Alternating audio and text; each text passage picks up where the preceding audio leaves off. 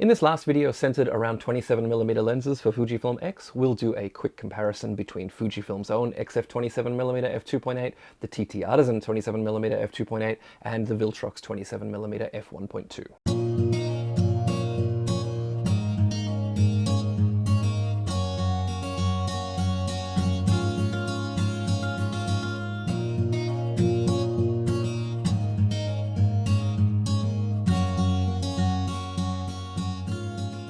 Hi everyone, and welcome back to my channel. Now, over the past couple of weeks, I've posted some in-depth reviews of both the TTArtisan 27mm f2.8 and the Viltrox 27mm f1.2. So if you haven't seen those, they might be of interest to you following this video if you're looking to add either one of those to your kit. Now, for now though, let's do a rapid-fire showdown between these two lenses and the Fujifilm X f27mm f2.8. Now, one thing of note is that I only have access to the older version of the XF lens, but given that the optical formula is exactly the same as the new weather-sealed one with the aperture ring, we can say that the images produced by both lenses will be exactly the same, and the only differences are the aperture ring and the weather-resistant construction. Now, I have had a chance to play with the new lens in my local Fujifilm store, so I am able to talk about the aperture ring and how that feels later on in the video. There's quite a bit to share in this video, and I'll be going over things quite quickly so that we don't end up with the YouTube equivalent of War and Peace. But I have set up video chapters here so that you can skip to any parts that might be of interest to you, and you can also pause at any time if you'd like to take a deeper look at any of the images. So let's get into it. For those looking for the absolute sharpest images with the most detail possible, you really don't need to look any further than the Viltrox lens. Now, wide open, it's already as sharp in the center of the frame as the XF lenses are stopped down to f8. There really is no competition. But, you know, the XF lenses really are no slouches, and they'll produce good enough detail for most people. Also, the XF lenses actually produce better detail in the corners of the frame at all apertures than the Viltrox lens does. Now, as for the TTArtisan, it lags a little behind the other lenses, both in the center and the corners. And when stopped down to f5.6 or f8, you know, it's definitely usable for a lot of types of photography, but if the best detail is what you're looking for, I would probably avoid that and go for one of the other two lenses. If pure shallow depth of field is what you're looking for, then again, there really is no competition. The Viltrox offers the closest focus distance of all three lenses, and also the widest aperture by a huge margin. It's capable of extremely shallow depth of field because of those two things. Now, the other two lenses are much of a muchness when it comes to their capabilities, but let's take a look at the quality of the bokeh from all three of these lenses. Firstly, the OG, the Fujifilm 27mm f2.8. Like many Fujifilm lenses, it displays fairly consistent bokeh all the way across the frame, and it's not harsh or distracting, but it's also nothing particularly special thanks to that maximum aperture of f2.8. The bokeh balls are also fairly circular all the way across the frame when the lens is used wide open, but they start to take on the shape of the aperture immediately when the lens is stopped down even one stop. Next up, the TTArtisan 27mm f2.8. Now, while the shallow depth of field capabilities of this lens are exactly the same as the XF lenses, the bokeh is somewhat different. Now, around the center of the frame, it's very similar to the XF lenses, but in the corners we start to see a little bit of that swirliness, and this is easily visible when we look at the bokeh balls, which take on a significant cat's eye effect towards the edge of the frame. Now, much like the XF lenses, the bokeh balls don't remain round once you begin to stop the lens down. Finally, the bokeh machine of the three, the Viltrox 27mm f1.2. Now, as we would expect, wide open this lens produces much smoother bokeh than the other two lenses. All the way across the frame, the bokeh is smooth, but it does have a little bit of that swirl around the corners as well, just like the TTArtisan lens. Now, we can see this very clearly again when we look at the bokeh balls towards the edge of the frame.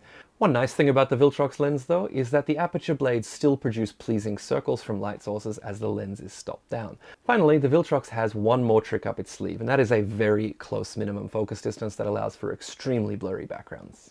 All three of these lenses produce a hefty vignette, but the edge here definitely goes to the Fujifilm XF formula, which is not only better corrected optically, but has a built-in profile to correct JPEG files in the camera, and also major software ships with built-in profiles to correct the raw images as well. The Viltrox produces a heavy but not offensive vignette that almost completely disappears by f2.8 and stays gone throughout the aperture range. Now, the TTArtisan, on the other hand, produces a vignette that you'll likely just have to be okay with. Wide open, it covers the whole frame, and even when stopped down, it never really goes away. In terms of flare and ghosting, the Fujifilm lenses win hands down.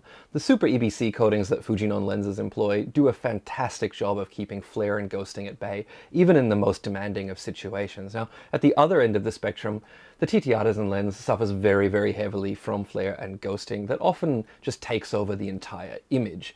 The Viltrox does a little better in the ghosting camp, but still does suffer from flare that adds a bit of a color cast all the way across the images. Now, as long as you're careful or not working, with bright lights in or close to the frame, all three lenses will be just fine, but the Fujifilm formula definitely works best in all situations. All three of these lenses have rapid autofocus, and in most practical situations they are going to be exactly the same for most photographers, but we are here to compare them, so let's take a closer look. If we have to split hairs, the Viltrox is a tiny bit faster in AFS. It zips really close to where it needs to be and then just steps into focus, and it's also dead silent. Now, the TTArtisan is also silent, but it feels a hair slower than the Viltrox and does seem to do a few calculations up front at times before beginning to move the elements. Now, I've also noticed a few false positives returned by this lens that resulted in a couple of out of focus images. Finally, the Fujifilm lenses. Like all of Fujifilm's DC coreless motor lenses, there's a definite clunk to the operation, and the lenses tend to hunt a little bit before landing on the point they want to focus on. Most of the time though, it's as fast as the other two stepping motor lenses, but getting to the point of focus often means racking through the full focus range of the lens, which can be quite an experience when you're looking through the viewfinder. The other thing with DC coreless motors is that they tend to be influenced quite a bit by the autofocusing system in the camera, so a lot of the older bodies will feel a lot slower with a DC coreless motor. Now, when it comes to AFC or video autofocus, the two linear motors are quieter, swifter, and more accurate for those uses, so I definitely recommend looking to those if you plan to do a lot of tracking or video work. Now, both the Fujifilm and TTArtisan lenses are tiny and light, which makes them really great companions for everyday use. And the Viltrox is a lot larger and heavier, and for that sort of thing, everyday use, it might turn a few people away. I've often found that by the end of a day's shooting, my arms really know that I've been using the Viltrox lens, whereas with the other two lenses, you barely even notice that you've been carrying anything around. Now, in terms of overall build quality, the Fujifilm and the TTArtisan are very, very similar in feel, but I would give the edge to the Fujifilm for a slightly better feeling set of materials and a slightly finer looking finish, and there's really not that much in it though.